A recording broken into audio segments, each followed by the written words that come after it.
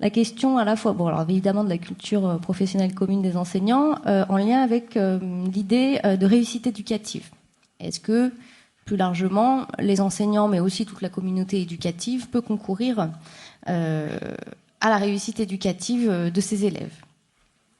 Alors, en guise d'introduction, il s'agit de bien saisir que quand on parle de réussite éducative, on parle souvent aussi de réussite scolaire, et les deux termes ne sont pas forcément synonymes. En revanche, ils sont très liés. Donc, sans vraiment rentrer dans une définition, mais plus pour un peu cadrer le propos, la réussite scolaire, bon, en tant qu'enseignant, on voit tout de suite de quoi il en retourne, hein, c'est dans le contexte scolaire, alors que la réussite éducative a une portée beaucoup plus globale, et notamment à la fois par ses acteurs, c'est-à-dire que ça, c'est pas uniquement ce qu'on appelle la communauté enseignante, plus largement la vie scolaire, etc., mais ça concerne aussi la prise en compte d'actions qui vont englober finalement, alors, évidemment l'élève, ce qui est quand même au centre de toute action ou tout dispositif qui est mené en faveur de sa réussite, mais aussi donc les parents, et donc on peut aussi faire appel au terme de coéducation qui a beaucoup été utilisé autour de ces différentes journées, et le fait finalement d'introduire les parents dans la réussite de leur enfant. Et puis aussi, plus largement, quand on parle de réussite éducative, ça touche à des dimensions territoriales. Que ce soit, par exemple, on a l'habitude, en tout cas en métropole, de beaucoup faire référence à la réussite éducative en lien avec quand on dit territoire, ça va être les quartiers. On dit souvent métropole ici, je crois pas que ça se dise tant. Enfin, mais avec les quartiers populaires, les quartiers avec des élèves qui sont en difficulté. Alors, difficultés sociales, en décrochage, qui ont des problèmes au niveau, par exemple, aussi de l'illettrisme, qui sont des actions. Donc, je fais ce lancement puisque ce sera un des thèmes particuliers de cette table ronde, qui est comment on travaille ces dimensions-là. Et vous voyez bien là sur cet exemple comment est articulée réussite éducative, réussite scolaire, puisque là on touche aux deux domaines et que l'un alimente l'autre sur ces thématiques-là. Donc sans rentrer plus dans le détail, l'idée était de voir un peu surtout les acteurs en fait qui sont concernés. Après, au niveau du laboratoire du LIR, c'est un axe de recherche privilégié pour essayer justement d'apporter aux élèves, et là j'insiste aussi, c'est l'élève, mais c'est l'élève dans l'école, ok, mais aussi l'élève qui est un enfant ou un adolescent dans son lieu de vie. C'est-à-dire que d'une certaine mesure, c'est moi qui le dit, c'est pas un synonyme exact, mais on peut considérer qu'on est dans des dimensions où on considère l'établissement scolaire comme un lieu de vie, sachant à titre d'information que ce qu'on appelle l'espérance de vie scolaire, ça existe, c'est comme l'espérance de vie, mais à l'école, en tout cas par exemple en métropole, est de 18 ans et 18,2 ans. Donc rapporté sur la vie d'un jeune adulte, autant faire en sorte, si c'est possible, que tout ce temps-là passé dans un établissement scolaire, de l'école maternelle jusqu'à l'enseignement supérieur pour la majeure partie des élèves, puisque 18 ans, en général, on est scolarisé vers 2-3 ans, normalement. Donc, c'est aussi cette question-là qu'on va évoquer aujourd'hui, autour de... Tirez l'œil. Autour de donc 3 axes principaux, qui vont être le vivre ensemble à l'école, dans cette dimension-là, c'est-à-dire qu'on est évidemment que l'école est un lieu où on apprend, etc., mais c'est aussi un lieu où on vit. Et c'est pour ça que j'insistais sur la dimension du temps de scolarisation, c'est-à-dire que sur une journée, rien que sur une journée, il y a tous les temps hors temps de classe. La cour de récréation, le repas, avant, après, devant l'établissement, etc. Et souvent, c'est ce qu'on appelle tout ce qui touche au climat de classe, le climat de l'établissement, et qui vont avoir des répercussions sur la réussite, cette fois-ci scolaire.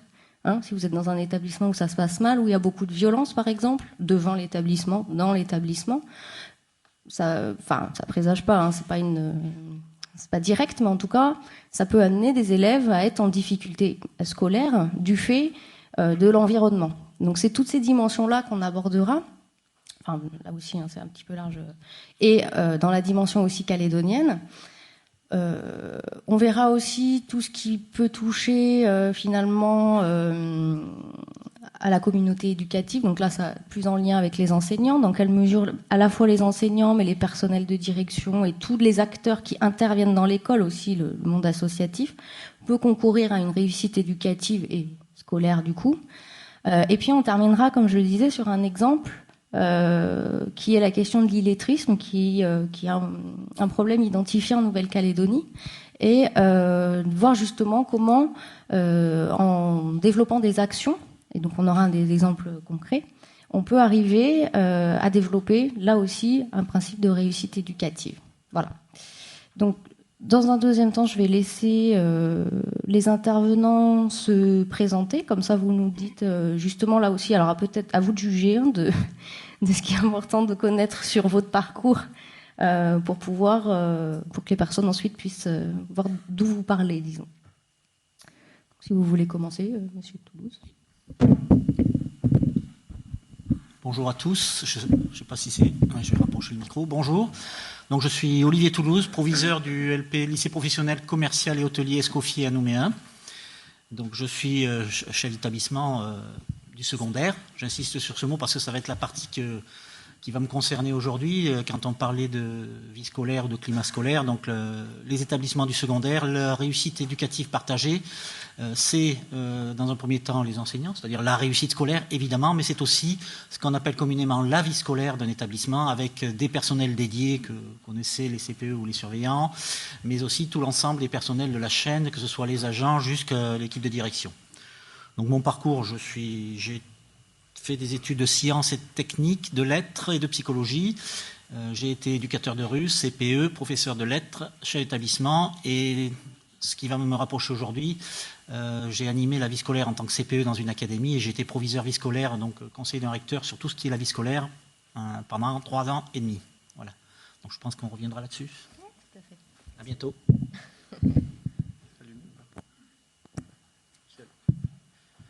Bonjour à tous, je suis Christophe Delessert, je suis conseiller pédagogique au service pédagogique de la direction de l'enseignement de la Nouvelle-Calédonie.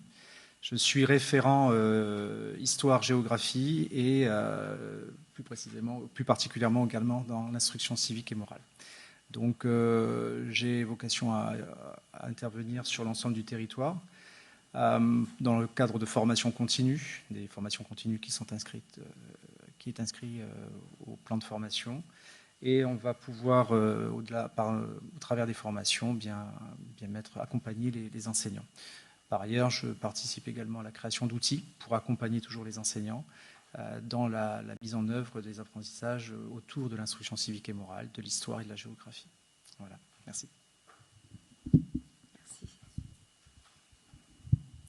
Bonjour, Marie-Christine Casali, je suis directrice de la MASCOP, ce qui signifie mission d'accompagnement à la scolarité en province Nord.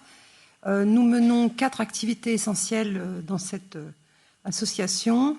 En premier lieu, l'accompagnement à la scolarité par le biais de personnes qualifiées qui viennent en aide aux élèves dans les établissements du second degré, collège, lycée, ainsi qu'une action forte depuis 2 ans qui est la lutte contre l'illettrisme, qui se partage en 2 actions distinctes.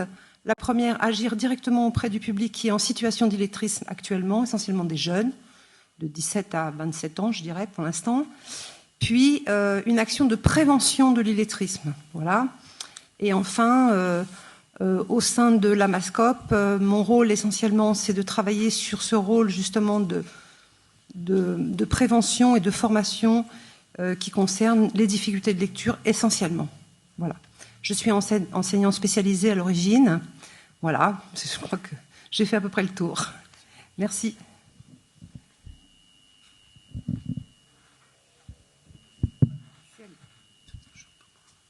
Bonjour, je suis Gaëlle Levotte, chargée mission pour la prévention et la lutte contre l'illettrisme en Nouvelle-Calédonie. C'est une mission d'ANC. Mon temps se partage entre le premier et le second degré. Donc je fais partie du dispositif en partenariat avec Marie-Christine sur le second degré. Sur le premier, je m'applique à aussi aider à la création d'outils pour la prévention de l'illettrisme. Et sur le plan bénévole, je suis aussi fondatrice d'une association qui s'appelle APPLI, association de prévention et de lutte contre l'illettrisme qui s'adresse plus au public en insertion. Mon parcours, c'est un peu celui que vous débutez. J'ai été enseignante pendant 20 ans, dont pas mal d'années en province nord. Et j'ai aussi travaillé beaucoup dans les organismes d'insertion. Voilà. Ok, très bien, merci. Donc dans un premier temps, comme je vous disais, on va articuler ces interventions en 3 grands temps.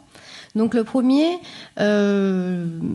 va toucher contextuellement, on va dire, la question de la réussite éducative, et notamment dans la perspective de l'école calédonienne Creuset du destin commun, puisqu'il s'agit là d'une citation du projet éducatif de la Nouvelle-Calédonie, avec donc derrière tout ce que ça implique, et dans notre cas en tout cas, en quoi les enseignants et l'enseignement de certaines, on va utiliser le terme de compétences, alors que ce soit les compétences de vivre ensemble, compétences psychosociales. Donc en quoi ces programmes et la formation des enseignants peuvent ou pas, hein, l'idée c'est pas non plus de statuer aujourd'hui, mais de concourir en tout cas à la réussite éducative. Donc je proposerais peut-être à Christophe Delessert de commencer, peut-être déjà en nous posant un petit peu le cadre, là aussi pour les étudiants, hein, puisque du coup on est vraiment dans l'actualité des programmes, sur un petit peu la mise en place en Nouvelle-Calédonie du parcours citoyen. Si, ouais, bah voilà, j'en étais sûre, j'avais une chance sur 2. Merci, il y a une chance sur 2. Effectivement, donc, suite à l'adoption de la délibération du projet éducatif Nouvelle-Calédonie du 15 janvier 2016, la délibération 106, il y a une volonté de la Nouvelle-Calédonie donc de promouvoir le vivre ensemble pour construire une communauté de destin. Alors, pour cela, il y a plusieurs dispositifs, et notamment le parcours civique, qui est le module 1 du service civique calédonien. Et ce parcours civique, il existe sous une autre appellation en métropole, qui est le parcours citoyen, qui a été mis en place suite aux attentats de janvier 2015, hein, sauf erreur, sous contrôle. Et donc, parcours civique, il a pour objectif donc de développer chez les élèves donc des valeurs citoyennes, et surtout de favoriser le vivre ensemble. C'est le point de départ donc, de ce projet, de cette mise en place de ce dispositif. Donc ce parcours civique, il va tout naturellement s'appuyer sur les programmes des écoles maternelles et élémentaires de la Nouvelle-Calédonie, hein, puisqu'il va concerner les élèves de la maternelle jusqu'à la fin de la scolarité obligatoire. Mais pour autant, il va concerner aussi tous les autres établissements. Il va aller du collège, il va aussi concerner les lycées professionnels, la scolarisation à la maison. Tout le monde doit être concerné par ces valeurs citoyennes. Ce qu'on peut dire également, c'est que par rapport à cette volonté du parcours civique, il va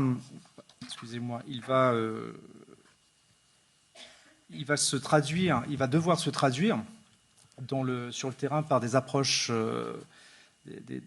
par compétences, pour que l'on puisse proposer aux enfants, aux élèves, des situations concrètes, des mises en œuvre pratiques, afin que toutes ces actions puissent être mesurables, identifiables, rendues visibles et audibles. Que ce soit sur un plan humain, par exemple, l'apprentissage du porter-secours. Un porter-secours, donc on va avoir une action citoyenne vis-à-vis de l'autre. Non humain, ça va être le respect, par exemple, de l'environnement. On va avoir des actions sur la protection. Ça va être les élèves vont pouvoir être auteurs ou spectateurs de ces actions citoyennes. Ça va aussi se passer essentiellement, bien sûr, sur le temps scolaire, mais ça va pouvoir également se passer à l'extérieur de l'établissement.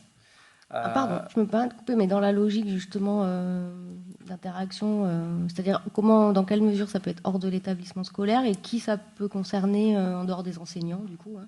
Alors justement, ça va concerner le contexte précis de chaque établissement. par le biais des parents, par le biais des associations qui vont graviter autour, et dans le quartier, on parlait de périmètre ou d'espace ou de quartier, je crois, tout à l'heure, qui vont être mobilisés justement pour pouvoir faire participer les élèves, les enfants, à ces actions citoyennes possibles au sein de leur quartier, au plus proche de leur école, de leur environnement de proximité. Voilà. D'accord. Donc, bien entendu, un parcours civique qui est voulu sur un temps scolaire, mais, comme je disais précédemment, il va aussi se dérouler hors temps scolaire. Bien sûr, donc dans la classe, en établissement et hors établissement. Donc, un beau dispositif, un dispositif qui a déjà été mis en œuvre au courant de cette année 2016, avec beaucoup de souplesse dans 2 écoles, dans 2 provinces, province sud, province nord, pour voir un petit peu comment ça pouvait fonctionner. Ça a été bien reçu, bien perçu pour l'instant, puisqu'on a laissé une grande souplesse, bien entendu. C'est parti des programmes, de ce que les enseignants savaient faire. Et ça va monter en puissance dès l'année prochaine, en 2017, par le biais du plan de formation, où là, on va tenter de proposer en tout cas, des actions beaucoup plus précises, beaucoup plus en lien avec les terrains qui ont été désignés, et pour répondre au mieux à la demande des institutions de la mise en place de ce parcours civique essentiel donc au développement d'une communauté de destin voulue par l'accord de Nouméa. Voilà ce que je peux dire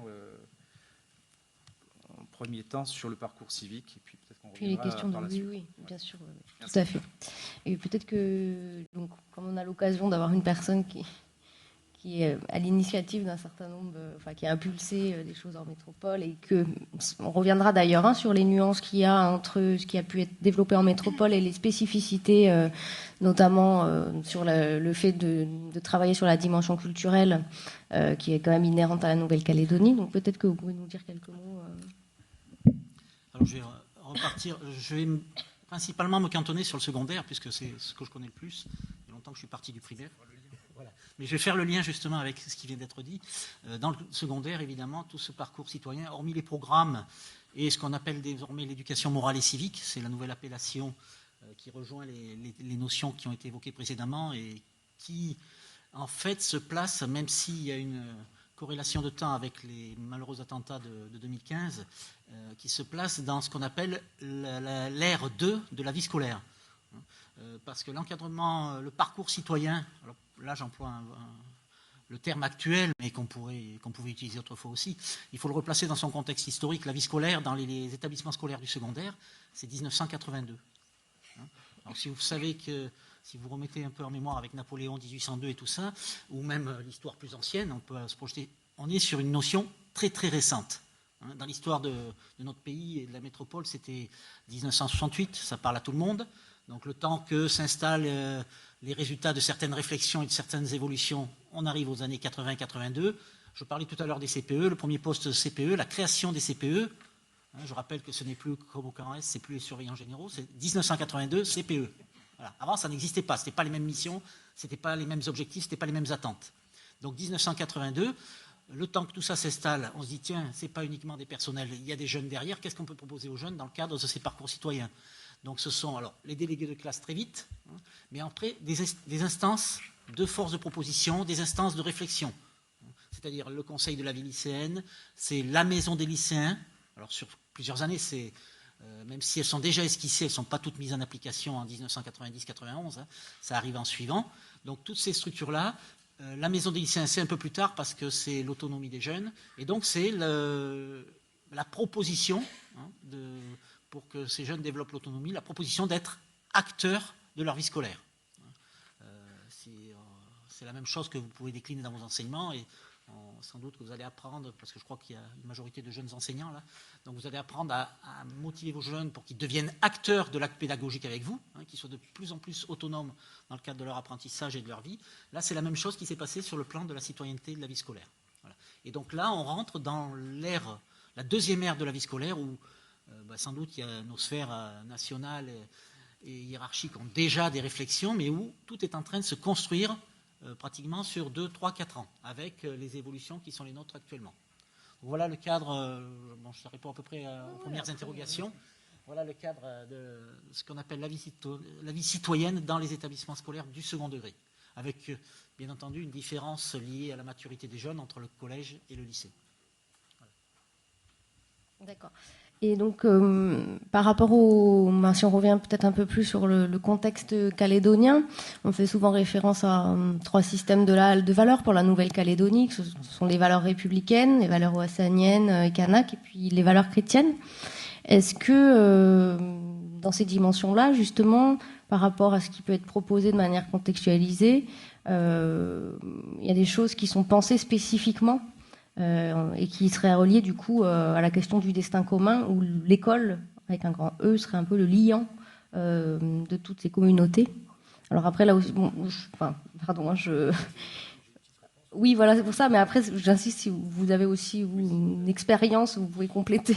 Je veux dire, je ne veux pas vous exclure du débat. Hein. Ouais, mais je peux apporter une petite réponse par rapport à cette question. C'est effectivement, dans le parcours civique, il est fortement recommandé pour être en lien avec la volonté politique de la construction d'une communauté de destin, une réelle prise en compte des cultures qui sont présentes dans les classes et aussi un travail important à faire sur la notion d'interculturalité pour que le vivre ensemble puisse être vraiment favorisé au sein des classes et qu'ils puissent sortir des classes, qu'ils puissent sortir des établissements et puis qu'on puisse effectivement avoir moins d'impact sur la vie quotidienne qui peut se traduire par ce que l'on appelle la délinquance. Voilà. Donc oui, effectivement, ces valeurs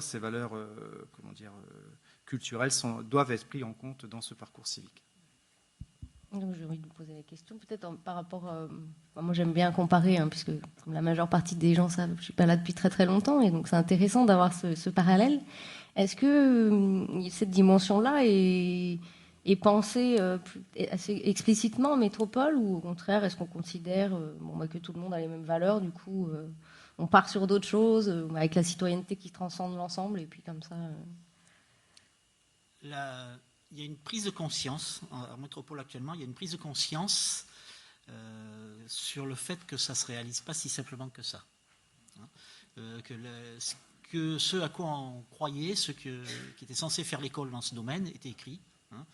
Par exemple, là, je crois que c'est important de l'écrire quand même, que c'est les valeurs, il y a un projet de destin commun, etc. Si on ne l'écrit pas, si on ne le met pas en objectif, de toute façon, alors nous déjà les adultes, si on oublie de relire ce pourquoi on est là ou quelle est notre mission, parfois, je ne parle pas pour moi ou pas pour vous bien sûr, mais pour d'autres, on finit par s'en écarter par l'usure et la fatigue du quotidien.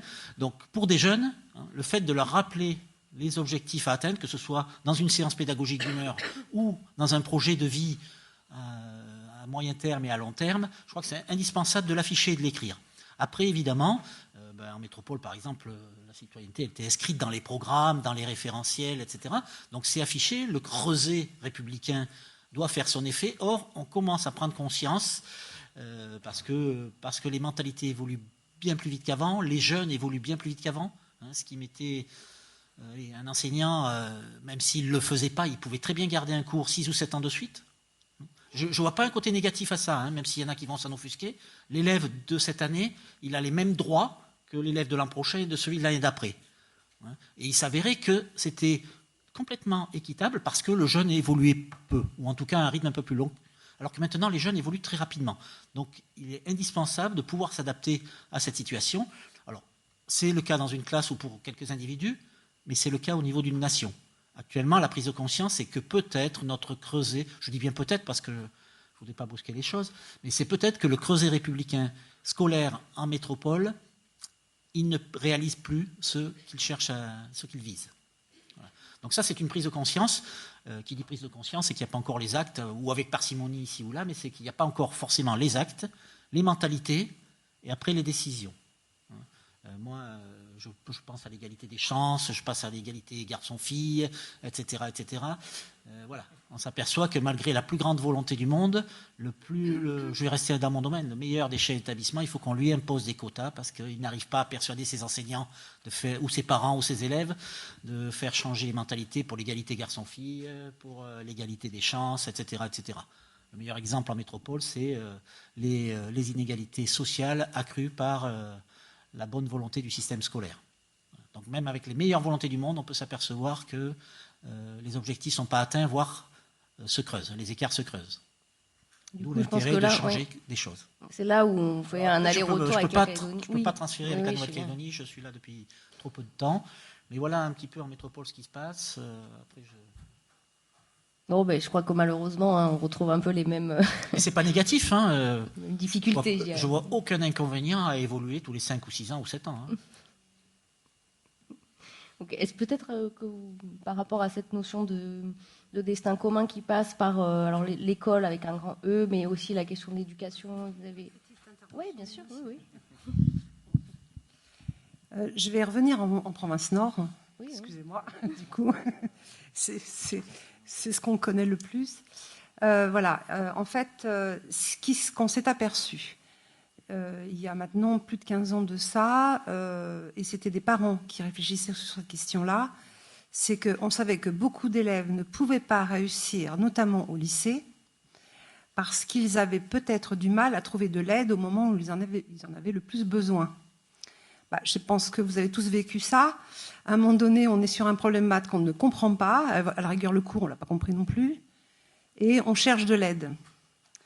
Il me semble qu'en termes d'égalité des chances, puisqu'on parlait de ça, c'était une action pour nous qui s'est révélée comme, je ne sais pas, naturelle.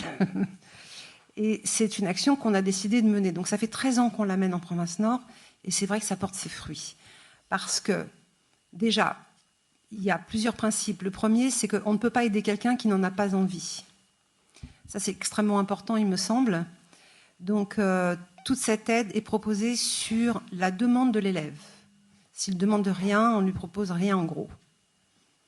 Mais au final, et en province Nord, ça fonctionne particulièrement bien. Quand un élève vient chercher de l'aide et que ça a fonctionné pour lui, il en parle à son cousin, à sa copine, à son voisin, etc., etc. Et résultat, les élèves finissent par venir en groupe chercher de l'aide. Voilà, ça marche plutôt comme ça. Quand on cherche à appliquer, il me semble qu'on ne peut pas décréter l'égalité des chances. Il faut d'abord que le public visé soit persuadé de ça, et surtout que ces jeunes-là pensent qu'ils peuvent réussir. C'est extrêmement important. Et donc c'est un chemin assez long, mais au final, je pense qu'on y arrive. Voilà, donc c'est un discours optimiste. Mais... Très bien, merci. Je ne sais pas si ça répond à la question. Mais... Non, mais ça a apporté aussi une réflexion. Il n'y a pas de question vraiment, malheureusement, il n'y a pas encore de réponse toute faite sur des notions sur cette dimension-là, c'est pour ça que je dis finalement heureusement. Mais je vous propose peut-être de passer justement au deuxième thème qui traite plus spécifiquement, on va dire, du climat scolaire, et qui fera le lien après avec un cas précis de prise en charge, alors à la fois dans le domaine scolaire et puis plus largement. Donc effectivement à l'heure actuelle, alors que ce soit alors là aussi du coup dans les textes, c'est vrai que c'est intéressant cette idée d'inscrire dans les textes donc toute la question du bien-être, de la bienveillance éducative sont des termes qui sont très en force et qu'on retrouve en Nouvelle-Calédonie. Et donc par rapport, je rebondis sur ce que vous venez de dire, parce que vous dites, bon, c'est parti de nous, en fait, assez, entre guillemets, vous avez dit naturellement, ou je ne sais plus quel terme, face à un constat. Donc vous êtes finalement, là, du coup, dans une posture d'écoute de la personne et de bienveillance dans le sens d'apporter une aide. De manière, là aussi, un petit peu large, est-ce que vous pensez que la réussite éducative est le fait aussi d'acteurs bienveillants envers l'élève, ou alors est-ce que c'est l'élève qui impulse, comment peut s'articuler, d'après votre expérience, sur des situations très concrètes, comment s'articule cette notion, c'est pas une question facile, hein, j'insiste, on n'est pas sur des thèmes simples, mais un principe, je sais pas, de manière plus claire, est-ce qu'il y a un principe d'interaction, comment vous avez pu le voir, entre les adultes, les enfants ou adolescents, et une évolution en termes de réussite? Je veux bien essayer de répondre à cette question, mais bon, en fait, en ce qui concerne le bien-être de l'élève, il nous semble, en tout cas pour beaucoup de collègues avec qui on partage le même point de vue, qu'on aurait besoin que l'école s'adapte un tout petit peu plus quand même aux jeunes que l'on a ici. Bon, déjà. On a quand même des journées scolaires qui sont assez longues, pas des amplitudes de journées qui sont importantes. On a de la fatigue quand même qui est occasionnée par ces amplitudes de journées très importantes, d'autant quand se rajoute du transport, voilà, qui rajoute encore à ça. Donc, pour moi, toute la difficulté de la réussite éducative serait qu'on arrive à lier à la fois de bien accueillir les élèves dans les établissements, que les établissements soient agréables. C'est pas toujours le cas, il me semble, mais bon, c'est juste mon point de vue personnel. Et qu'on puisse en même temps aménager des temps où cet élève va pouvoir construire lui-même ses projets et surtout puisse, je parlais de l'aide tout à l'heure, on a quelquefois dans les établissements, on a des personnels extrêmement qualifiés qui se mettent à disposition des élèves pour leur venir en aide sur peu importe le sujet d'ailleurs, mais souvent ce qui est le plus difficile, c'est de trouver le temps pour le faire. Parce que quand en lycée par exemple, ou même en collège, quand on finit à 5h de l'après-midi, voilà. Si on est interne, on n'a pas trop de temps puisqu'il y a des histoires de douche, de goûter, enfin pour les plus jeunes, etc., etc. Résultat, des fois, on a vraiment du mal à trouver du temps pour travailler vraiment si l'élève le demande. Ça, c'est un peu compliqué en réalité, parce qu'on se retrouve dans une situation inverse de ce qu'on aimerait. C'est que des fois, on a été obligé de négocier du temps supplémentaire d'études pour que les élèves qui le demandaient puissent continuer à travailler. Du coup, le système crée de la malveillance, entre guillemets, en souhaitant être bienveillant. On veut être bienveillant en ne mettant pas trop d'heures d'études, parce que on sait bien que les élèves ont passé 6 heures, 7 heures, voire 8 heures de cours. Mais en même temps, quand les élèves veulent travailler, c'est compliqué à organiser. Et donc, je pense qu'en Nouvelle-Calédonie, on a besoin de s'adapter au lieu où l'on est. On ne peut pas avoir le même fonctionnement partout. Enfin, en termes de bienveillance, il me semble que ça devrait passer par ça en premier. Mais bon. Ce n'est qu'un avis personnel, là. Oui, sur les dimensions contextuelles, est-ce que vous évoquiez le fait des transports, par exemple, ou le fait de... ça reste compliqué. Voilà. Un élève qui veut demander de l'aide, par exemple, dans un collège en province Nord, quand il prend le car à 4h ou 4h30, il a des difficultés à accéder à cette aide qui est fournie. Et souvent par les équipes des professeurs, d'ailleurs. Mais voilà, ça reste un point d'interrogation. Bien sûr. Après... J'ai envie de vous poser là aussi plus largement la question peut-être en quoi vous pensez à votre échelle. Alors là aussi ce qui est intéressant c'est qu'on a premier, second degré, nord-sud, hors l'école, dans l'école, etc. Est-ce que vous estimez d'abord concourir au bien-être des élèves dans vos fonctions, au-delà de l'apprentissage, c'est pour ça que je posais la différence entre il y a les dimensions scolaires et le fait d'apprendre dans des champs disciplinaires, réussir, etc. On abordera d'ailleurs peut-être après la question de l'évaluation, qui pour le coup est souvent en lien avec l'idée de vouloir bien faire, mais qui crée beaucoup de mal-être. Donc comment, à vos degrés, vous pensez concourir au bien-être, ou essayer en tout cas d'amener du bien-être chez les élèves que vous rencontrez dans différents cadres ?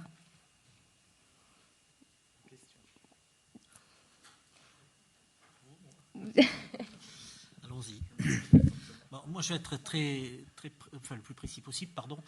Moi, le chef d'établissement, donc dans un établissement scolaire du secondaire, je peux pas entendre cette question de manière individuelle. C'est-à-dire, c'est forcément un travail d'équipe. Alors, le chef d'établissement doit impulser, par exemple. Donc, c'est forcément, pour moi, ça sera vraiment le travail vers les personnels. Parce qu'en première ligne, ce seront les enseignants qui vont être proches des élèves. Donc, je me dois, quels que soient les moyens, une stratégie de formation, une stratégie de démarche de projet, etc., de manière à ce que les enseignants apportent aux élèves ce bien-être ou tout à l'heure on touchait aux valeurs, les conditions structurelles et les valeurs qui leur permettront, eux, de se retrouver, d'appartenir à l'établissement scolaire. Tout à l'heure, j'avais presque envie de parler d'une deuxième maison, vu le temps qu'on passe dans les établissements scolaires. C'est pratiquement la deuxième maison. Je l'emploie régulièrement avec les jeunes. Donc, la stratégie, le chef d'établissement va viser une stratégie vers les personnels, parce que c'est pas, à la rigueur, je pourrais passer des journées sans voir d'élèves. Si je reste dans mon bureau à faire les dossiers pour les faire avancer plus vite, je ne verrai pas d'élèves. Donc, c'est par la transmission, je dois mettre les bonnes conditions pour les personnels, enseignants ou éducateurs ou intervenants extérieurs, pour que eux apportent ça aux élèves, apportent ce bien-être ou cette bienveillance aux élèves. Alors, les moyens, formation, moyens financiers. Vous parliez tout à l'heure d'infrastructures qui sont parfois pas à la hauteur, ben oui, essayer de veiller à l'amélioration de tout ça, veiller à l'amélioration de tout ça. Donc là, on est sur une On dynamique n'est pas aussi, uniquement dans l'acte pédagogique pour être bienveillant. C'est le contextuel, là, Il y du a coup. aussi le contextuel. Pour ma part, au niveau du premier degré, pour essayer de tenter de répondre aussi à la question, le bien-être est bien entendu une préoccupation. Et juste pour vous citer peut-être une expérience par rapport nous sommes en 2016, donc en 2015, à l'initiative de la mairie de Nouméa, il y a eu la proposition aux écoles de Nouméa, un spectacle Rififi et médiation. Rififi et médiation, c'était donc de pouvoir transmettre aux enfants des outils pour pouvoir gérer les conflits qu'il pourrait y avoir entre eux et éviter la non-violence à l'école. Donc, parce qu'il y a de la recrudescence de violence entre élèves, il y a de la violence entre enseignants et élèves, il y a aussi de la violence entre parents et enseignants. Donc, il est important de pouvoir tout de suite réagir, et donc on avait trouvé ce moyen avec la mairie de Nouméa. En 2016, cette initiative a été reprise par la province Sud, et c'est l'ensemble des écoles de la province Sud qui ont souhaité assister à ce spectacle ludique. Donc les élèves ont pu participer et ont pu avoir un outillage par rapport à cette non-violence au sein des écoles. Voilà, donc ça peut participer au bien-être au sein des établissements.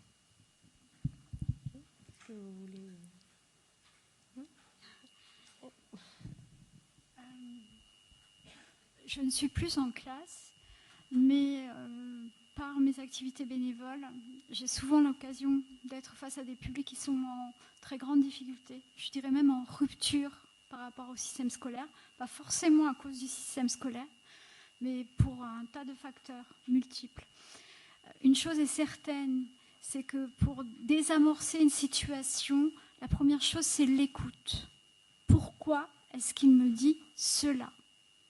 Qu'est-ce qui l'amène à me parler sur ce ton, ou qu'est-ce qui l'amène à avoir un acte de violence vis-à-vis d'un camarade. Et la première des choses, c'est non pas de le contrer, mais d'abord, ça peut paraître bizarre, mais c'est le silence. Le premier moment, c'est le silence. C'est accueillir ça, et ensuite, lui proposer de façon verbale ou non verbale, parce que des fois, la parole peut déclencher encore plus de violence, c'est lui proposer un espace à part. Ça peut justement être un bureau où la bienveillance est de mise. Et là, l'enfant, l'adolescent ou le presque adulte peut commencer à communiquer. Et c'est ce climat de confiance qui va faire que peu à peu, un peu comme disait Marie-Christine, peu à peu, il va parler de ses expériences positives avec un adulte. Et peu à peu, un climat va être restauré dans l'établissement. Et cette bienveillance-là, les familles aussi vont en entendre parler. Et c'est aussi un moyen de réassurer les familles et de les rapprocher de l'école. Bon, je parle de mon expérience personnelle, maintenant je ne sais pas, mais c'est mon sentiment en tout cas. Oui, je vais compléter pour être tout à fait complet sur la question de la non-violence. Pardon, effectivement, c'est tellement une préoccupation que la direction de l'enseignement de la Nouvelle-Calédonie a proposé depuis l'année dernière au plan de formation justement des stages qui vont inclure donc la gestion de la non-violence et la gestion de la non-violence et la gestion des conflits auprès des enseignants du premier degré pour essayer donc justement de désamorcer tous ces conflits susceptibles de naître au sein des récréations ou des classes, des cours de récréation. Donc du coup, c'est pour tous les degrés, premier, second degré Alors pour la formation, en tout cas, au premier degré, on a cette formation. Bingo, même réponse. Ouais. Voilà, j'avais prévu. Mais j'avais levé le doigt avant, donc mais je oui, vais me permettre. Je suis voilà. désolée, c'est moi qui ai mal géré. Non, c'est très bien. Tout à l'heure, je parlais, donc j'ai parlé de collectif. J'ai volontairement stigmatisé sur le chef d'établissement.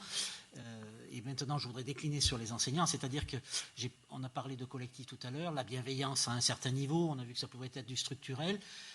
Mais c'est inévitablement lié, sur la chaîne, c'est lié aussi à à l'acte dans la classe. C'est-à-dire que ça ne sera pas uniquement, bien entendu, je pense que c'est acquis par tout le monde, mais moi je suis amené tous les jours à le répéter.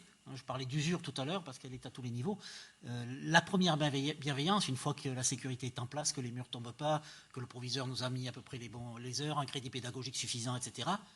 Voilà. Celui qui est attendu et desquels la société attend quelque chose, c'est l'enseignant avec le groupe d'élèves qui lui est confié. Donc, moi, il m'arrive très souvent, je le fais actuellement d'ailleurs au sein d'une entité, au sein du LPCH, je vais dire, mais les autres, ils ne sont pas à ma place. Les autres, ils ne sont pas à votre place.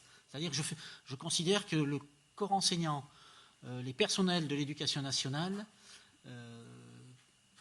doivent être exemplaires. On a perdu un peu cette notion. On est enseignant, on est éducateur. J'aime bien rappeler l'éducation nationale 1932.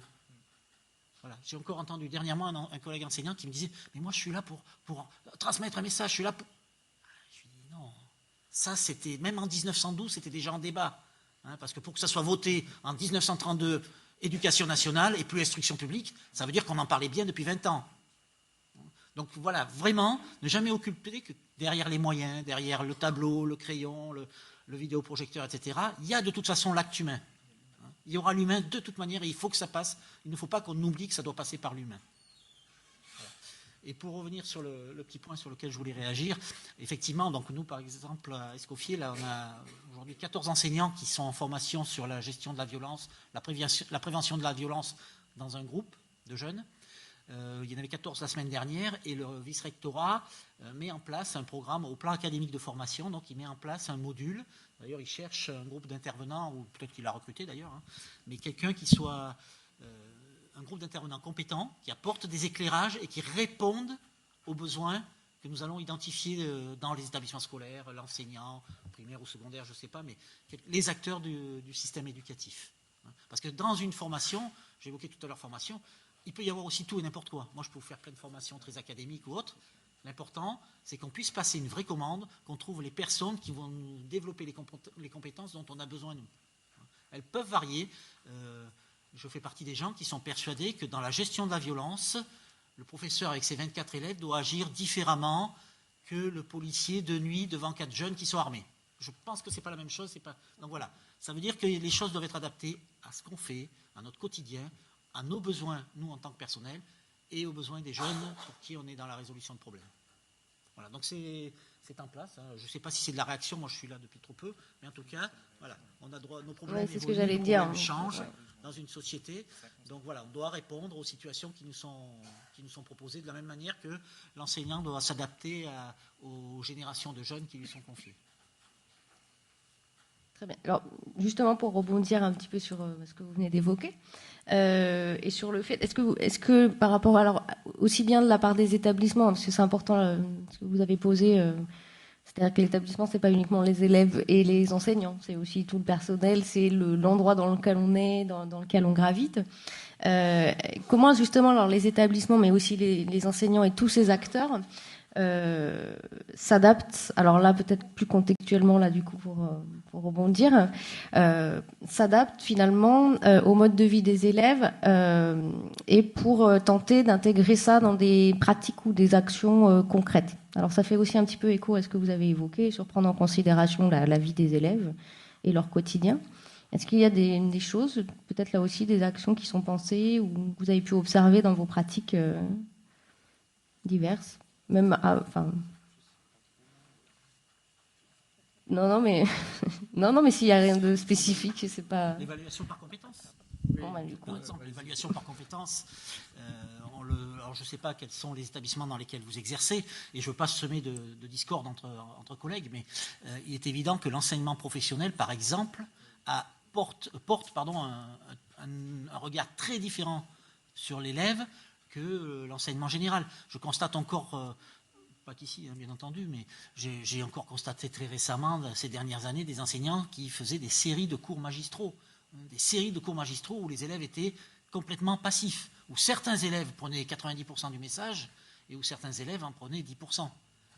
Et donc, on constate dans l'enseignement professionnel, et là, je ne suis pas un spécialiste de l'acte pédagogique professionnel. Je suis admiratif devant les collègues qui le font parce qu'ils ont un système de relation, un système d'évaluation et de prise en compte de l'individu qui est, à mon avis, beaucoup plus adapté que celui qu'on peut faire dans certains types, dans cette voie de formation. Pour rester sur la filière générale et non pas les lettres ou les maths. Je passe, on entend ça par une matière particulière, mais par la voie de formation. Par rapport à votre regard, est-ce que vous pensez que ça vient de la formation des enseignants, peut-être? Est-ce qui explique que on ne porte pas le même regard sur, alors de bienveillance ou pas, mais en tout cas qu'on ne porte pas le même regard sur ses élèves? Bienveillance, pas toujours, hein, au lycée professionnel. Je sais que, alors je sais pas, je vois pas jusqu'à la moitié. J'ai l'impression d'être toute seule dans la salle parce que je n'arrive pas bien à voir à partir de la moitié de l'amphi. Donc ça veut dire que vous devez être tous en haut. Il doit y avoir 2-3 enseignants de l'établissement dans lequel j'exerce. Quand j'accueille des stagiaires, vous pouvez voir c'est encore sur la télé sur FR3 pour l'an dernier. J'accueille les stagiaires en pré-rentrée. Toujours à un moment.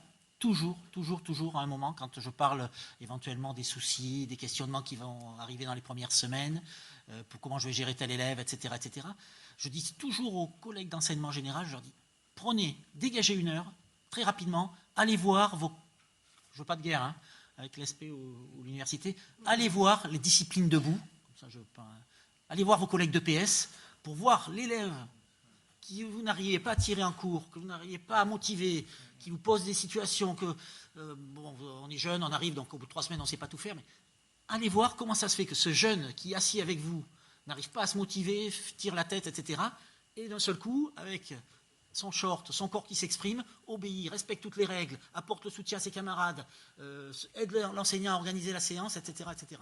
Comment c'est possible d'une heure à l'autre, ça? Voilà. Donc allez voir, alors c'est pas l'enseignant qui est en cause, c'est pas le professeur de PS, c'est simplement la nature de nos enseignements, la nature des attentes, des objectifs. Alors c'est pour ça que j'employais la discipline debout tout à l'heure, c'était pour lancer une piste de réflexion. Voilà. Je reste je le fais avec humour en plus, parce que c'est toujours mieux de montrer ça, mais je leur dis, allez, si vous attendez un conseil ou un ordre de ma part, allez passer une heure dans le cours de PS de l'enseignant, quel qu'il soit, hein, c'est pas un problème de personne, et vous regardez ce qui se passe chez les jeunes, comment ils se comportent et quelle différence vous évaluez.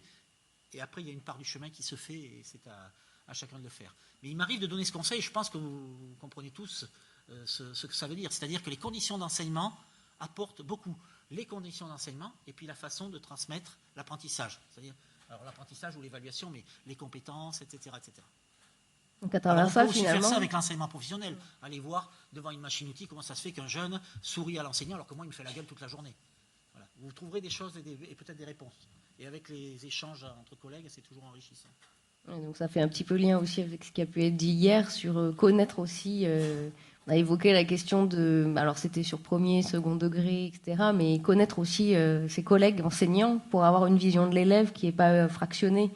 À un moment donné, on le voit dans un contexte particulier. C'est aussi certainement le cas quand vous avez affaire à des jeunes qui sont justement pas dans l'établissement, pas avec la pression. Je parlais de pression évaluative, mais c'est aussi à travers ça, c'est aussi la question du regard de l'autre, comment il est posé sur comment on nous voit en tant qu'individu, etc.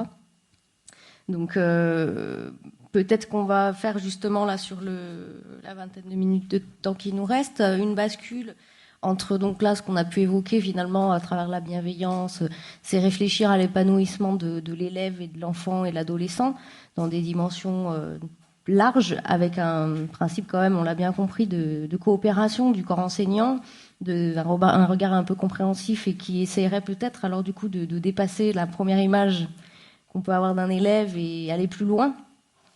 Donc si tout est bon, je crois que vous nous avez préparé un petit PowerPoint cadrer un petit peu... Oui, vous voulez intervenir avant? Allez-y. Oui, bien sûr, tout à fait. Bien sûr, faites la transition. Super, allez-y. Bon, du coup, voilà. Bon, c'est vrai que nous, on a préparé quelque chose en commun avec Gaëlle sur la prévention de l'illettrisme. Ce que je voulais simplement dire, c'est que nous, ce qu'on constate en travaillant avec un public en situation déjà d'illettrisme, c'est-à-dire des jeunes qui sont sortis de l'école et qui avaient une maîtrise insuffisante, on va dire, de l'écrit, et qui se retrouvent au bout de 2-3 ans non lecteurs, ils n'écrivent pas, ils ne lisent pas ou peu, ils ont tout simplement oublié la lecture. Et cette population de personnes en situation d'illettrisme, on doit absolument maintenant savoir à peu près combien de personnes en Calédonie ça concerne.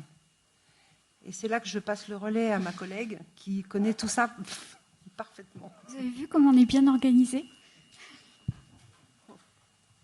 Donc, pour reprendre un petit peu ce qui est dit et la parole de Séverine, il est vrai que les premiers chiffres que je vais vous présenter, ce sont des images, ce sont des constats. Et je pense qu'aujourd'hui, à l'heure où la Calédonie a cette chance inouïe de, j'ai envie de dire, réformer et d'améliorer le système éducatif, il faut savoir passer au-delà de ces chiffres, arrêter de s'obnubiler sur les causes de l'illettrisme et se mettre ensemble autour d'une table, faire un travail interdegré, faire un travail avec les SP pour chercher ensemble des solutions qui soient en adéquation avec nos publics. Voilà, ça c'est pour l'introduction. Donc, on va commencer par une définition. Et quand je dis définition, c'est pareil. Les définitions ne sont pas immuables. Les définitions de l'illettrisme évoluent en fonction des contextes historiques, sociaux et économiques.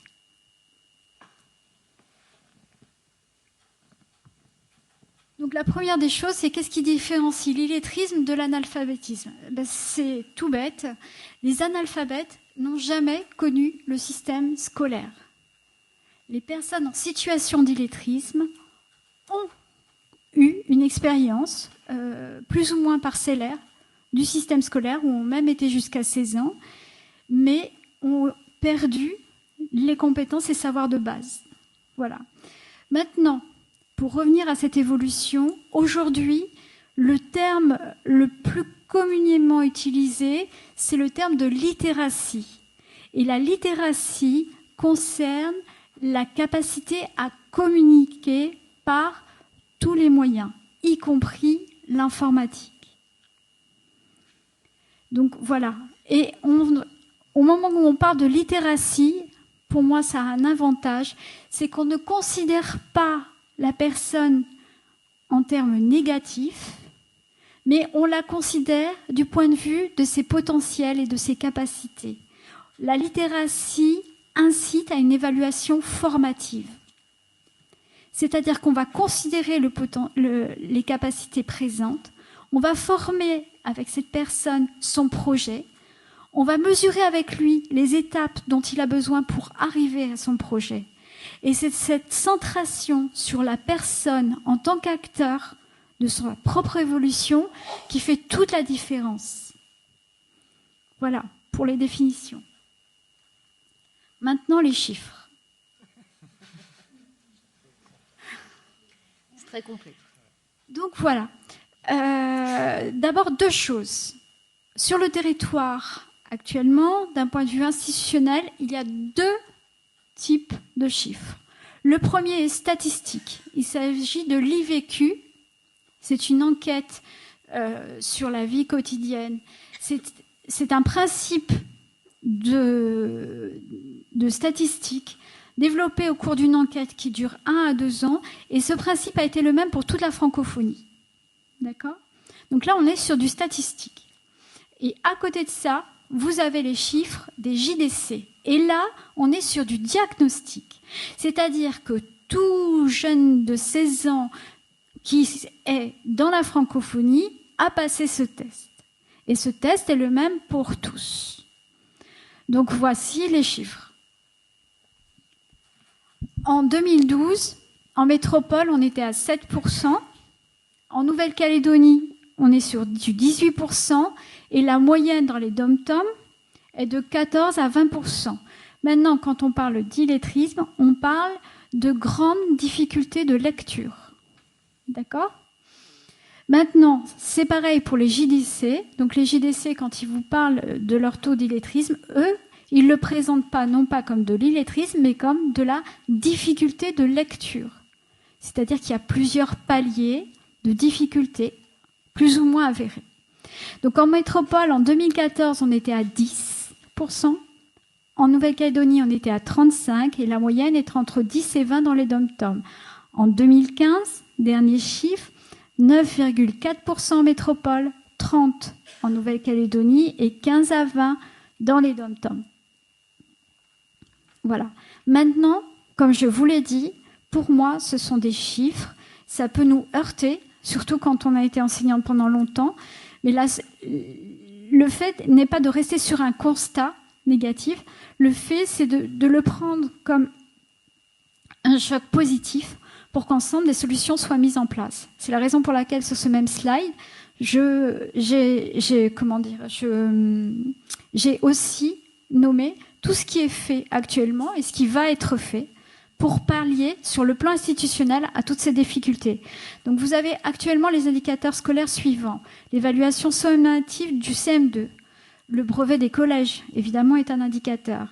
Et Marie va vous en parler tout à l'heure, le test de COMSI, qui est un test centré sur la compréhension de lecture des élèves.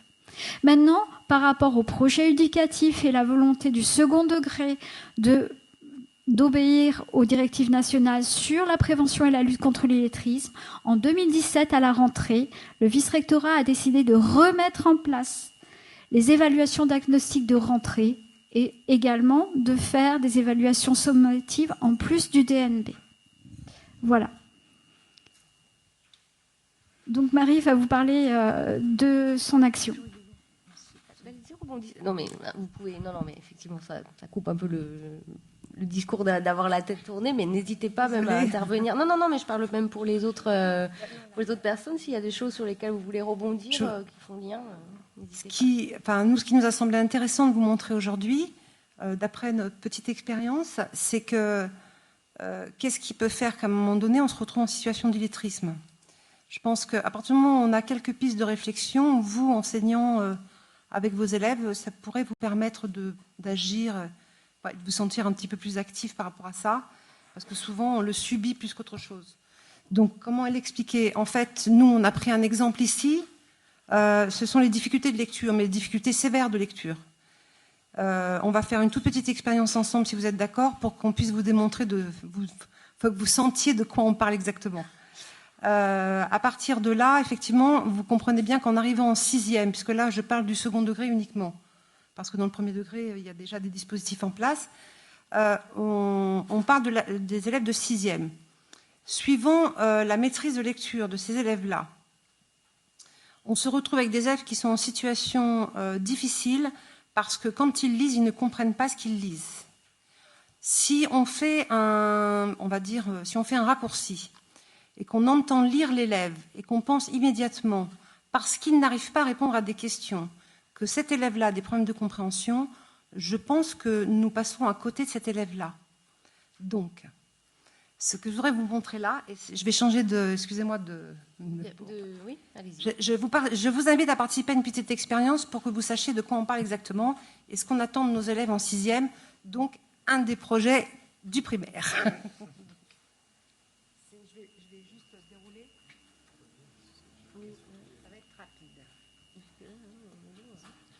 Toujours la même chose, mais c'est super intéressant. Comment on fait pour reprendre là? Tu peux un diaporama?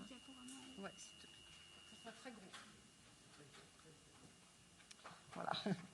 Alors, ce que je vous propose, même si elle est connue, des gens l'ont déjà vue. C'est une vieille expérience, c'est une petite expérience, mais très, très, très, très vieille, puisqu'elle date de 1935. Vous voyez, c'est ce qu'on appelle l'effet scoop.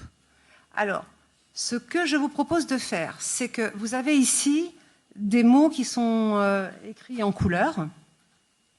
Et vous avez une petite consigne en bas. Donc, la première consigne, c'est de lire à voix haute le nom des couleurs. Vous n'êtes pas obligé de lire à voix haute, mais ce serait bien quand même de le faire. Bon. Et le principe, c'est de se chronométrer, de voir en combien de temps on est capable de lire, par exemple, les 5 premières lignes. Est-ce que vous êtes d'accord pour essayer cette petite expérimentation ? Ok, donc au moins un, c'est bien. Donc, merci. Alors, je vous donne le top départ. Vous pourrez regarder votre trotteuse et voir à peu près, à la louche, en secondes, combien de temps vous mettez pour lire les 5 premières lignes. Vous voyez bien ou pas ? Ouais, ça va ? Ok. Alors, je donne le top départ.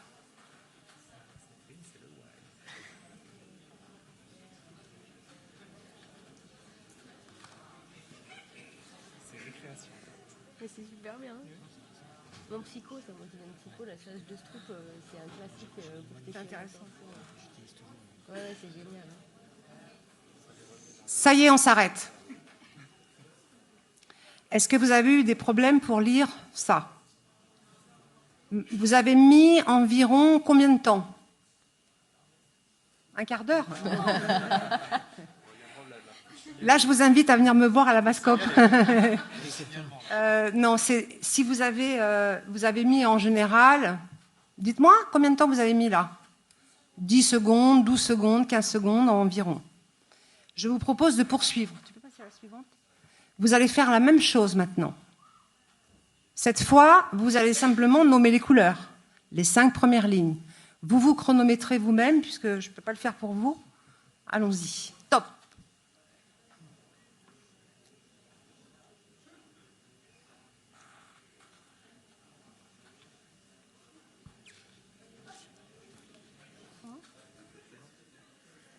Ça va vite, ça va très vite. Ça va très vite, on a fini. Ah non, non, mais on a le temps. Non, mais Une fois qu'on a fait ça. comme je savais, Ah oui. j'ai un petit peu réduit les autres interventions. Top. Est-ce que tout va bien? Je pense que pour l'instant, vous n'avez pas de problème. Vous pouvez nommer les couleurs aussi vite que vous êtes capable de lire des mots. Êtes-vous d'accord? Ok. Maintenant, attention. Je dis attention, c'est ce qu'on dit aux élèves à chaque fois. Donc attention, 3e partie. Je vous propose cette fois, s'il vous plaît, regardez bien la consigne, nommez les couleurs. Allez-y, top. Faites-le sérieusement, hein. C'est dur. Déjà, tout le monde parle plus ça fort, rigole. c'est que tout le monde galère.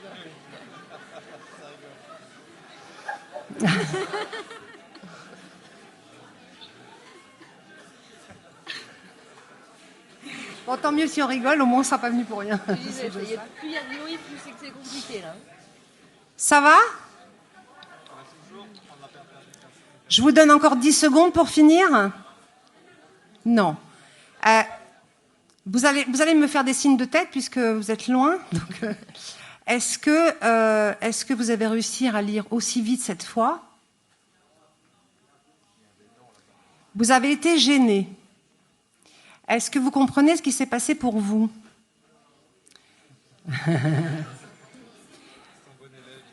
Ce qui s'est passé pour vous, c'est que sur cette 3e partie, pour nommer les couleurs, vous avez été obligé d'inhiber la lecture. Or, essayer d'inhiber la lecture, c'est impossible. Parce que votre lecture, et c'est ce que je vous souhaite, est automatique. Ça veut dire qu'elle est irrépressible. Vous ne pouvez pas vous empêcher de lire, même si vous mettez un interdit. Du genre, je m'interdis de lire ce mot. Bon, vous pouvez toujours essayer, ça ne marche pas. Parce que vous êtes lecteur efficace, certainement, mais surtout votre lecture est devenue automatique. Et c'est ça le problème c'est ce qu'on cherche à résoudre quand on fait de la prévention de l'illettrisme. Il se trouve que les élèves, pour beaucoup d'élèves encore, malheureusement, quand on arrive au collège, on a cet automatisme de la lecture qui n'est pas encore atteint. Ça veut dire que ces élèves-là, vous voyez cette expérience-là, ils vont mettre le même temps pour les 3 diapos. Parce que eux, ils peuvent tout simplement s'empêcher de lire, parce que pour eux, l'action de lire n'est pas une action automatique. Je ne sais pas, est-ce que je suis claire ou pas? Ça va? Voilà. C'est ça, nous, qui nous importe. Donc, on a cherché à repérer parmi les élèves de 6e ceux qui n'avaient pas encore atteint cet automatisme de la lecture. Parce que ces élèves-là, ce qui se passe pour eux, c'est qu'à la sortie du système scolaire, une fois qu'ils sont sortis de l'école, tout simplement, à 16 ans, 17 ans, peu importe, au bout de 2-3 ans, on les retrouve non lecteurs. C'est-à-dire qu'ils ne savent plus lire du tout.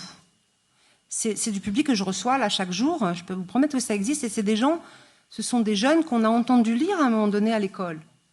Même qu'on pouvait entendre lire assez vite, d'ailleurs. Mais tant que la lecture n'est pas devenue automatique, elle s'oublie. Sachez-le, c'est très important. Enfin bon. Et donc, évidemment, tout notre rôle là-dessus, vous voyez bien, c'est qu'à partir d'une évaluation, on a essayé de repérer ces élèves et de proposer des formations du coup à des professeurs, à des gens qui étaient volontaires uniquement, pour que ces élèves soient accompagnés vers l'automatisme de la lecture, mais pas seulement. On en a profité du coup pour les tester en compréhension et de voir quels étaient les profils de lecteurs qu'on pouvait trouver dans les classes de 6e.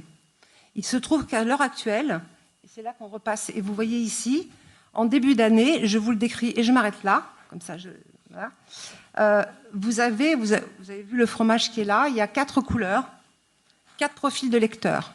Alors, vous voyez en début d'année 2015, parce que l'action a commencé début 2015, vous aviez sur 1565 élèves de 6e, vous aviez, je mets les lunettes, vous aviez 30% des élèves qui étaient lecteurs efficaces.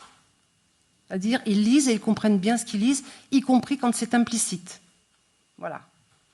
Vous aviez 55% des élèves qui avaient des difficultés dès que toutes les informations n'étaient pas données clairement, dès qu'il fallait gérer quelque chose d'implicite. C'est ce qu'on appelle souvent faire des inférences. Vous avez certainement entendu parler de ça. Et ensuite, vous avez notre groupe là où on parle d'automatisme de la lecture.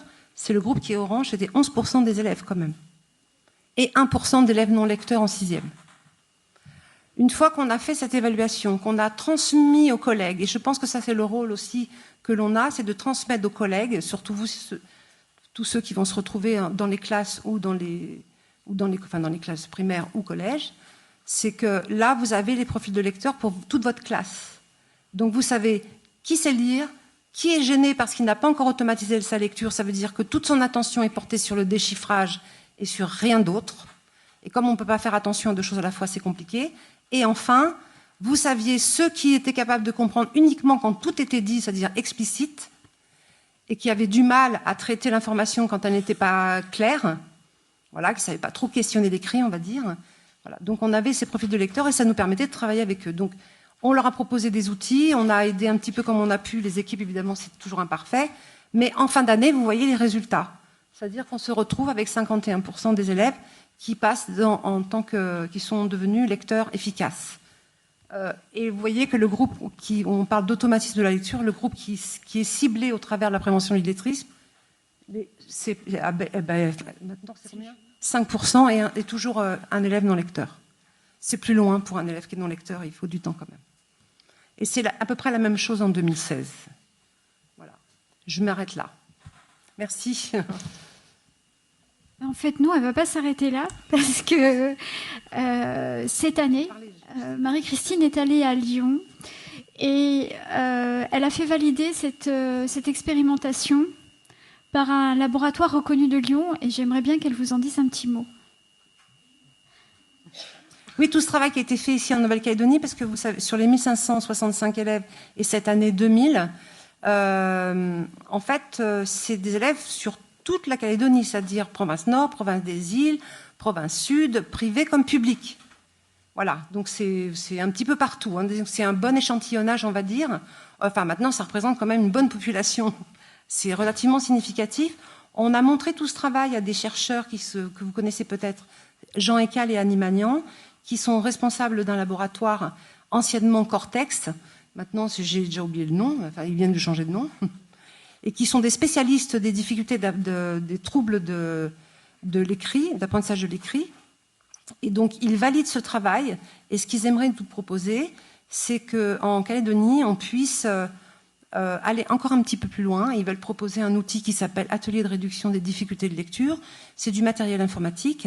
Donc, tous ces élèves qu'on repère comme étant encore en difficulté de lecture, en 6e notamment, mais ça peut être avant aussi, puisque c'est adapté à un public pour le primaire aussi, qu'on puisse mener quelque chose pour trouver, on va dire, des pistes un peu plus prégnantes d'aide pour ces élèves qui sont en situation de difficulté de lecture.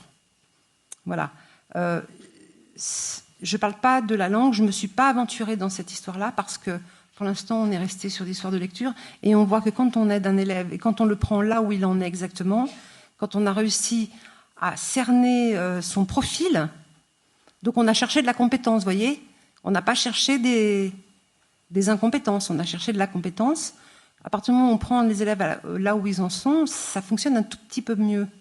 Et c'est vrai que les collègues, du coup, se sentent mieux dans leur cheminement. Alors, je ne sais pas si vous l'avez peut-être complété ces propos, mais moi, ma question, c'était de savoir concrètement ce qui s'était passé entre mars et octobre. Non, mais c'est-à-dire qui intervient et qui... La première des choses, c'est que déjà, c'est la 2e année. Et on s'est aperçu que les résultats, même si la première cohorte de l'année précédente était plus réduite, et celle de 2015 est beaucoup plus large, on s'est rendu compte que la progression entre les 2 années était considérable. Ça, c'est le point 1. Donc la bonne nouvelle, c'est exactement ce qu'on disait tout à l'heure. Dès lors qu'on est dans une situation, dès lors qu'on se positionne de façon bienveillante et d'accompagnant vis-à-vis des équipes pédagogiques et vis-à-vis des enseignants, de bouche à oreille, les gens se confortent et s'entraident, et il y a un réel progrès globalement d'une année sur l'autre. Ça, c'est le point 1. Le point 2, c'est en soulevant le problème, si on peut l'appeler comme ça, déjà, le fait d'en parler. Rien que d'en parler, il y a une modification des attitudes des enseignants qui considèrent ce facteur compréhension de la lecture, compréhension des inférences. Et c'est pas seulement le bibliothécaire ou le prof de français, mais c'est même, pour avoir fait des formations auprès des enseignants, des professeurs de mathématiques, c'est le travail sur les inférences, il est pratiqué à ce moment-là dans toutes les disciplines. Et c'est la prise de conscience d'une équipe pédagogique que la lecture, la production d'écrits, ce travail à travers toutes les disciplines qui fait que, globalement, la cohorte d'un collège améliore ses compétences en lecture. Donc ça me paraît quand même important. Il y a une co-formation au sein des établissements et bien sûr, on a fait des interventions sur certains collèges demandeurs. D'accord, je vous remercie. Je vous propose très rapidement de conclure, parce que pour garder un petit peu de temps, je pense que le public a peut-être des questions plus précises sur des situations, parce que là, vous avez évoqué des situations très... Dans les deux cas, d'ailleurs, hein, que ce soit sur le parcours, qui est quelque chose de très concret, mais qui va être mis en place très rapidement et de manière, là aussi, interdegrée. Et là, on a bien vu toute l'importance de cette problématique qui touche d'abord, effectivement, les apprentissages en primaire, évidemment, mais qui, après, s'il y a des difficultés, là, c'est assez flagrant. Hein. Et puis, vous avez bien souligné le fait qui là aussi, au même titre que la question du vivre ensemble, finalement, sont des choses qui vont devenir des handicaps très lourds et qui vont parasiter l'ensemble. Enfin, je veux dire, si on n'arrive pas à vivre le parallèle est peut-être un peu, mais les choses semblent alimenter malheureusement les unes les autres.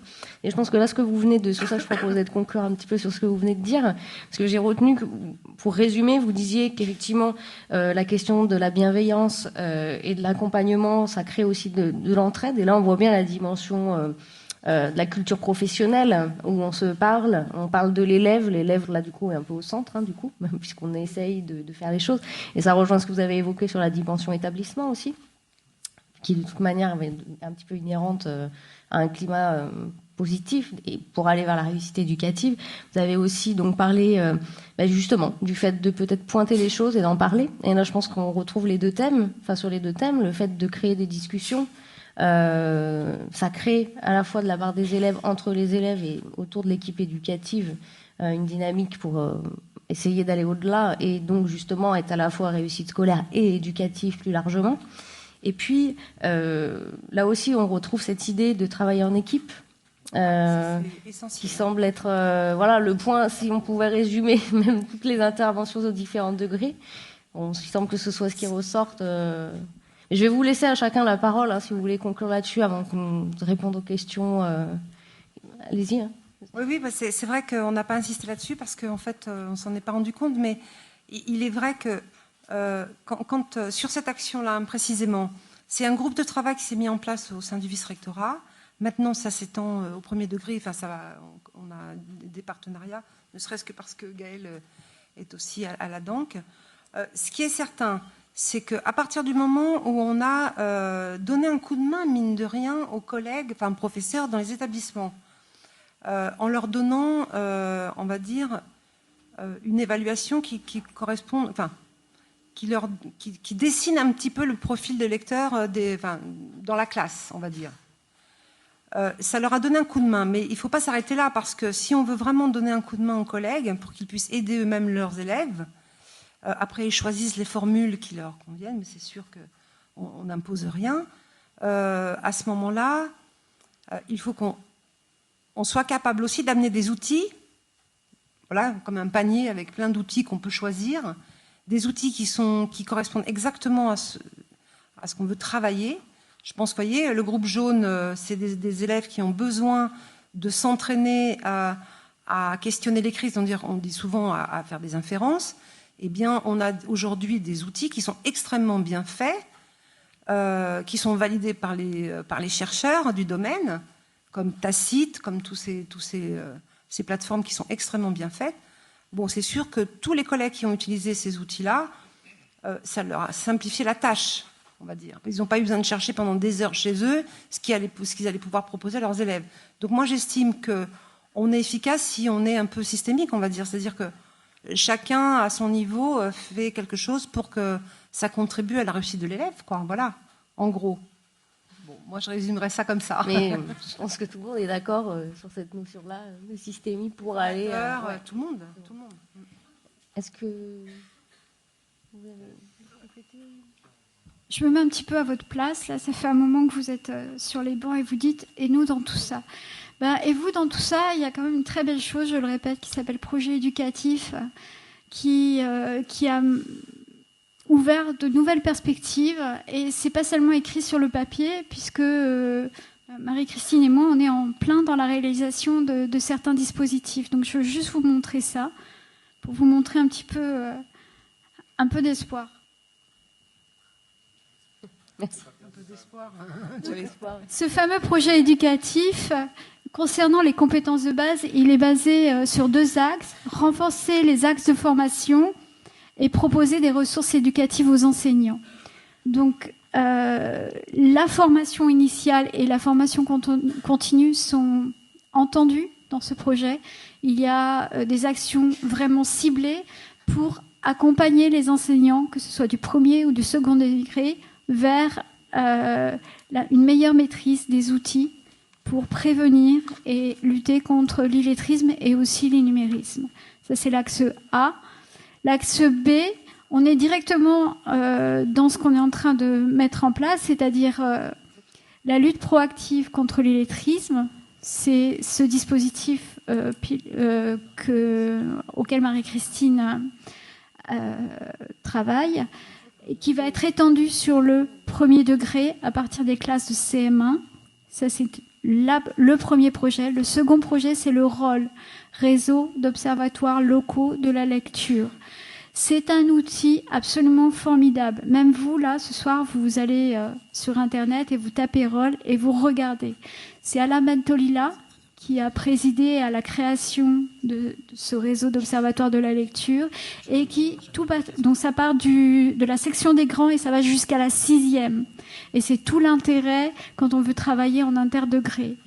Et vous avez tout un cheminement et un accompagnement et une implémentation pour pouvoir suivre dans une formation évaluative vos élèves. Et vous avez aussi, on revient à ce qu'on a dit tout à l'heure, la possibilité de communiquer avec votre réseau personnel ou un réseau plus étendu jusqu'à la francophonie. Et là, j'ose dire, on se désenclave de sa classe, on se désenclave de sa région, on se désenclave de la notion de territoire. Et ça, c'est important. Et enfin, la troisième chose, c'est de mettre en place un dispositif sur le modèle de ce qui a été fait par la MASCOP sur la numératie. Donc voilà, vous arrivez à un moment de l'histoire de l'éducation de la Calédonie où c'est vous qui allez être porteur de tout ça. Et c'est une belle chose. Merci beaucoup. Pardon. Alors si, avant de passer la parole au public, certains ont des choses Si vous voulez compléter pour clôturer un petit peu, essayer de faire une petite synthèse, et puis après, comme ça... Une synthèse par rapport Oui. à mon intervention sur un aspect plus technique et plus de terrain. C'est vrai que le parcours civique, il a d'innovant dans le sens où on va faire un apprentissage, on va avoir un apprentissage progressif à mettre en place avec les enfants, auprès des enfants. C'est un parcours civique qui aura une dominante, bien sûr, civisme, avec le civisme, mais forcément qui sera transversal, qui va développer l'interdisciplinarité par le biais de projets institutionnels, de projets partenaires. Mais il va aussi, on parlait de collaboration, de coopération, il va forcément être obligatoire dans les équipes de travailler en coopération et collaborer en intercycle, en intracycle, pour justement construire ce parcours civique qui va accompagner l'enfant de toute sa scolarité, en tout cas obligatoire, de la maternelle jusqu'à 16 ans. Voilà ce que j'avais pour résumer. Merci. Bien, merci. Alors, je vous propose de passer aux questions, s'il y en a.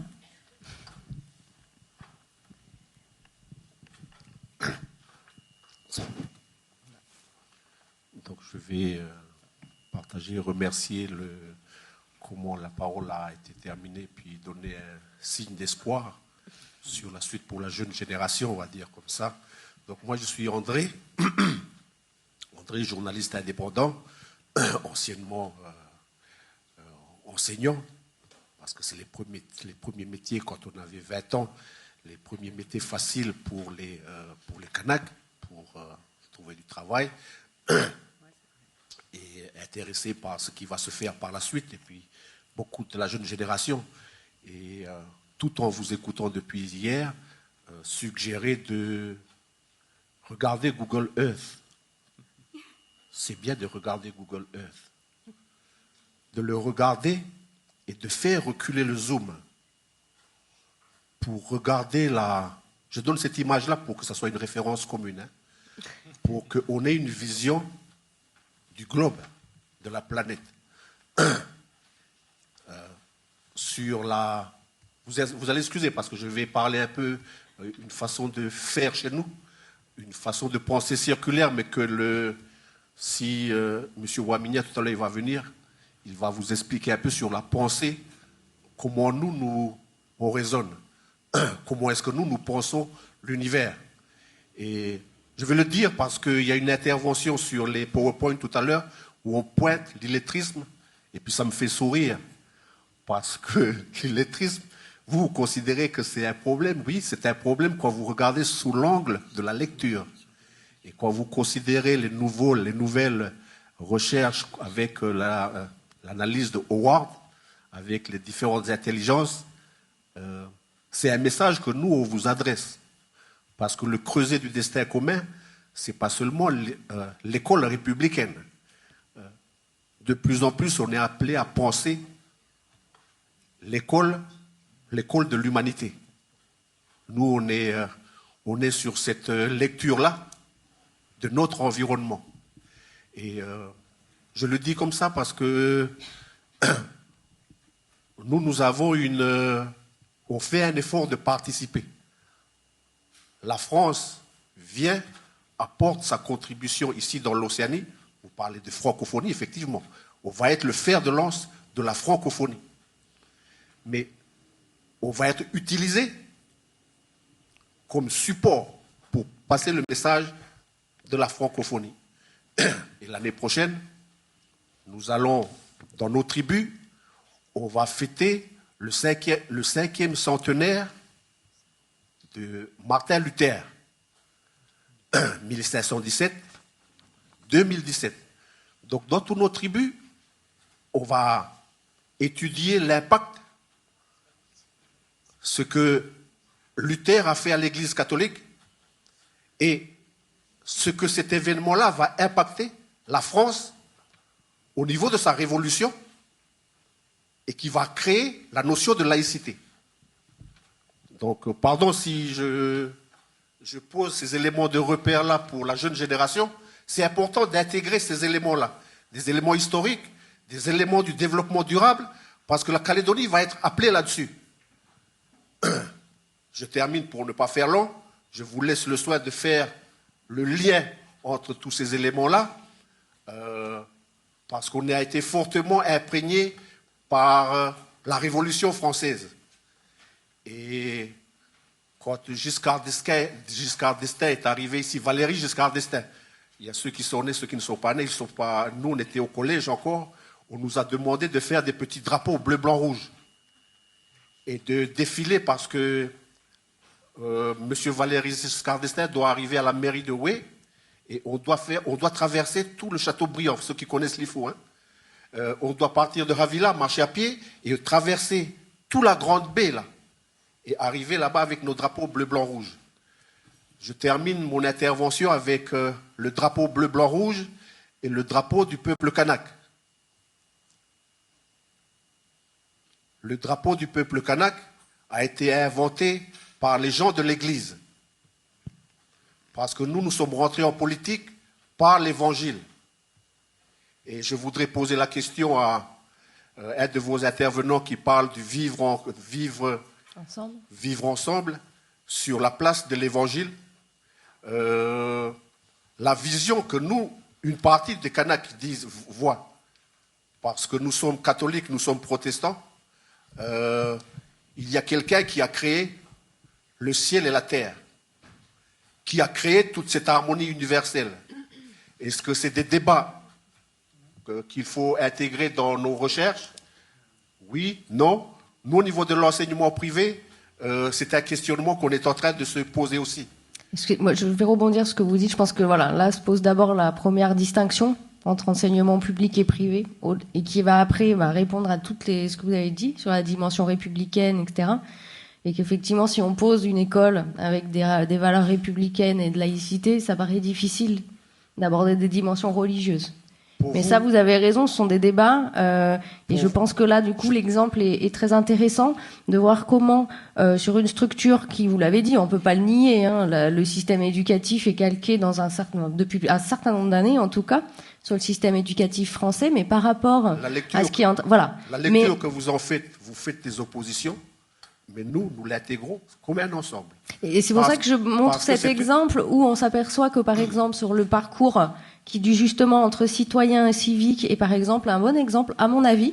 Alors effectivement, vous pouvez le noter, vous l'avez sûrement noté par rapport au discours d'opposition que je ne suis pas kanak, mais métropolitaine. Et je trouve que c'est ce que on a essayé de montrer en quoi justement on peut aussi s'approprier des dimensions culturelles, pas religieuses du coup, mais culturelles, pour faire en sorte que chacun puisse trouver sa place avec le terme qui est assez clair de creuser du destin commun. Et quant à la question de Google Earth, je pense que c'est très intéressant puisqu'effectivement l'illettrisme, vous avez raison, ne touche pas que la langue française. L'illettrisme, c'est une difficulté de lecture dans quelle que soit la langue, quelle que soit... Effectivement, la Nouvelle-Calédonie est dans un monde où maintenant... par Internet, les médias, etc. Il paraît difficile de ne pas, de vivre déconnecté du langage écrit, parce que c'est une réalité mondiale. Et je pense que c'est peut-être plus dans ce sens-là qu'il faut interpréter ce qui a été dit, et non pas de pointer du doigt. Et ça, je pense que nos intervenantes ont été très claires sur. C'est pas du tout un constat dans ce sens-là, mais plutôt pour justement aider les personnes ensuite à pouvoir évoluer dans un monde où ce sont maintenant des choses qu'on considère comme devant être acquises pour décrypter le monde dans lequel on vit, et pour les jeunes encore plus, je pense, notamment par rapport à Internet. Voilà, j'ai essayé de faire court aussi. Pour Madame Joly et puis Madame qui s'occupe de l'illettrisme, si vous commencez à accompagner les élèves, au lieu de commencer par les lettres, mais de planter ensemble avec eux des arbres ou de planter les ignames, vous allez voir comment la pédagogie du debout, il va être efficace pour dépasser le problème de l'illettrisme. Bonjour. J'avais une question très ponctuelle pour Madame Casali. Vous avez évoqué un outil qui viendrait du laboratoire lyonnais. Est-ce que c'est acté? Est-ce que c'est financé par la DINC? Est-ce que ça va vraiment venir ou par d'autres? Donc c'est par là. Chargé de mission, c'est par là. J'ai pas de sous. Non, pour l'instant, c'est un projet qu'on espère voir naître très rapidement. En tout cas, on a déjà un accord donc avec ce laboratoire. Le gros avantage, c'est qu'il travaille sur des outils que nous devrions ensuite s'approprier et en faire ce qu'on souhaite pour nos publics ici. Voilà, c'est toujours pareil. J'ai envie de dire quelque chose quand même à côté de ça. C'est que les jeunes qui réapprennent à lire, qui ont 18, 20 ans, même 25 ans, la première chose qu'ils souhaitent faire, enfin les premières choses, la première c'est passer le permis, s'inscrire au code, etc. La deuxième, c'est d'avoir une adresse mail et s'inscrire sur les réseaux sociaux.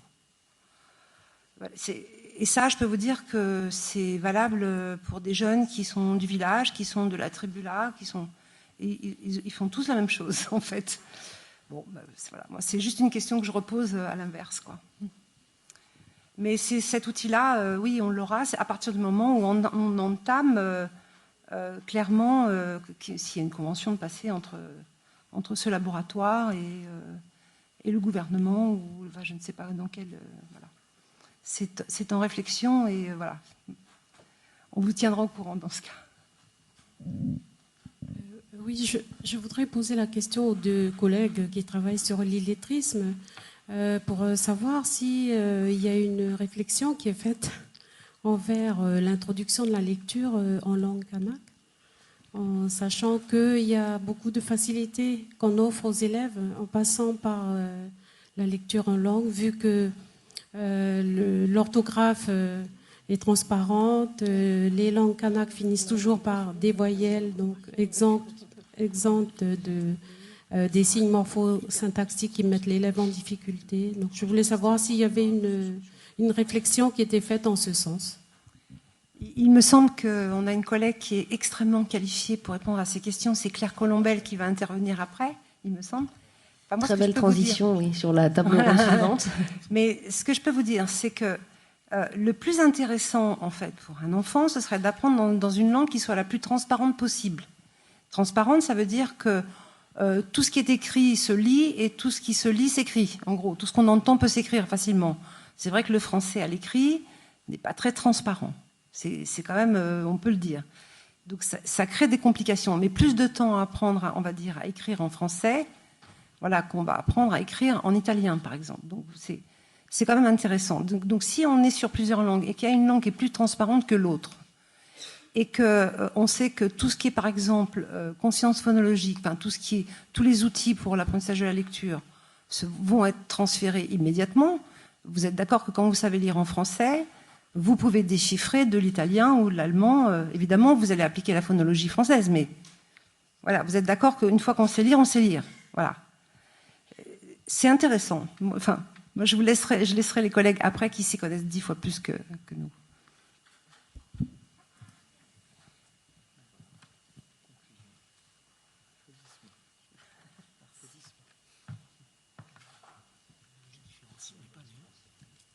Peut-être. On va peut-être s'arrêter là. Non ? Petite question pour clôturer.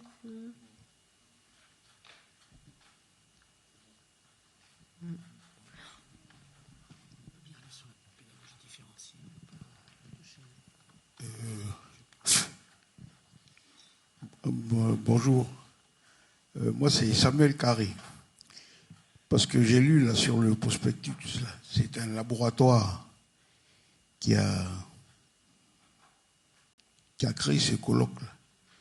Je vais m'adresser à ce laboratoire-là. Parce que moi, à 17 ans, j'étais en classe de seconde au lycée de la Pérouse et un professeur métropolitain vient d'arriver de France, professeur d'histoire géo. Je ne sais pas s'il est encore vivant, mais ce professeur s'appelait Monsieur Ancelin. Et je me rappellerai toujours. Et j'ai grandi dedans. Parce que c'est ce qui m'appartient. Parce que je suis un kanak. C'est l'oralité. Ce monsieur nous avait dit en classe d'histoire géo, l'écriture, c'est la science des ânes. Franchement, ça m'a troublé. Mais d'une certaine manière, ça m'a conforté aussi. Et en droit, après, on m'apprend, en initiation en droit, on m'apprend l'origine du droit, c'est la coutume. Alors je me suis dit, je ne vais pas tarder à rentrer à la maison parce que c'est moi qui a tout, quoi. Un an après, je suis rentré à la maison. Et maintenant, oui, je sais que je suis vraiment debout chez moi. Parce que je demanderai à ce laboratoire d'approfondir la question de l'oralité. Pourquoi certains peuples n'ont pas d'écrit? À mon avis, c'est parce qu'ils auraient une certaine puissance dans l'oral. Et ils avaient un grand cerveau, c'est qu'ils ont appris à mémoriser. Par exemple, je ne vous parlerai que de ces caractéristiques de ce genre de peuple, dont le peuple kanak en fait partie. Merci d'avoir prêté attention. À tout à l'heure. Peut-être. À tout à l'heure sans doute. Je crois qu'une réponse qu'on peut apporter à monsieur, c'est surtout de l'inviter à assister à la prochaine table ronde. Et tout à fait. Et surtout de préciser peut-être, je ne sais pas si c'est pas une confusion, le laboratoire du LIR. LIR, c'est l'acronyme, en fait, ça veut dire laboratoire interdisciplinaire de recherche en éducation. C'est pas lire, lecture par rapport à ce que vous disiez sur l'oral, le fait de faire un colloque, lire. Parce que l'éducation, oui, c'est très global, ça regroupe tout. Hein. Et tout à fait, oui. C'est avec l'éducation que l'on construit un ensemble qui va tenir un groupe humain stable et droit, comme on dit, dans la marine, parce que je suis aussi capitaine de la marine marchande. Merci.